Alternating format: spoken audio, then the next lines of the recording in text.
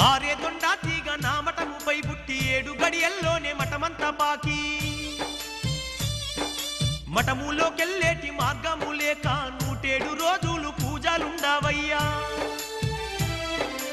మక్కలోన నల్ల పంది బుట్టి మహమ్మదీయుల్లోన తగువు పెట్టేనయ్యా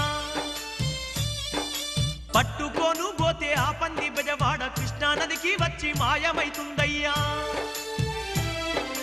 అరికాలి మంటలు నెత్తికి ఎక్కి వేలాది జనులు అరిచి చస్తారయ్యా ఈ గ్రామములోని అచ్చమ్మ గారి వంశమే నాశనమైపోతుందయ్యా వాళ్ళింట పెరిగిన చింత చెట్టుకు చేమంతి పువ్వులు పూస్తాయ్యా బనగాన పల్లె దుర్రేరు పొంగి 3 వంతుల ఊరు మునిగిపోతుందయ్యా